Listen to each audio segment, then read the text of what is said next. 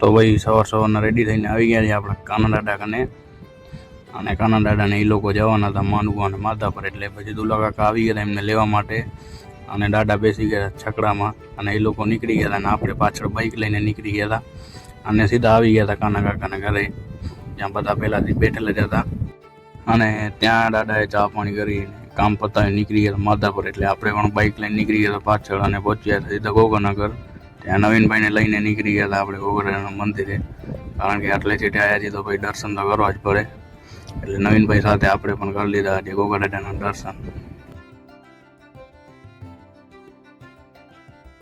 તો દર્શન કરીને આવી ગયા હતા ઘરે, અને દાદાને એ લોકો પણ આવી ગયા હતા, એટલે નવીનભાઈએ દાદાને પાઈ દીધો પાણી. અને બપોરનો ટાઈમ હતો એટલે દાદાને બધા ભાઈઓ સાથે આપણે પણ બેસી ગયા રોટલા ખાવા માટે.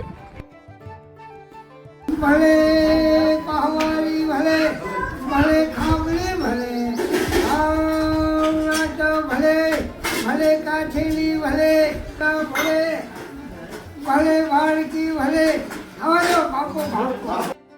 અને આજુભાઈને કાકા તો કરતા હતા ગાયો વિશેની કંઈક ચર્ચા ભાઈ. અને પછી મીર દાદા બેસી ગયા પૂજા પાઠનો બધો રેડી કરવા માટે, અને આપણી ભત્રીજીએ ગાઈ લીધો એકાદું ભજન.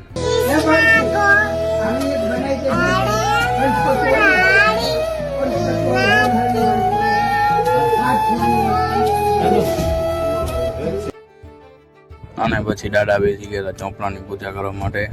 ફાઇનલી ચોપડાની પૂજા કર્યા બાદ દાદાએ ખોલી નાખ્યો ચોપડો, અને આ મામા પાણી તો બધું સાંભળ્યા કરતા હતા બેઠા બેઠા ભાઈ.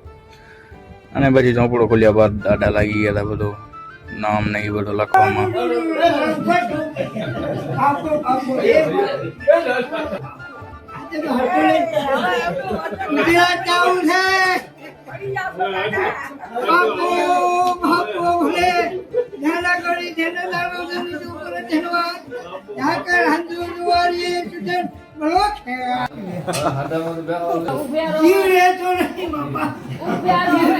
અને દાદાની બહુ ઉંમર થઈ ગઈ એટલે દાદા થોડાક થાકી ગયા હતા ભાઈ, એટલે દાદાને શાંતિથી બેહાડીને પાણી પાયો, અને પછી દાદા મસ્ત મજાના રેડી થઈને નામ બમ લખીને પછી તો બધા ભાઈઓને આપણે બેટી સાંભળવા બેસી ગયા દાદા કે તમે અહીંયાથી આવ્યા છો, અને આ તમારી બધી આગળની પેઢી છે ભાઈ.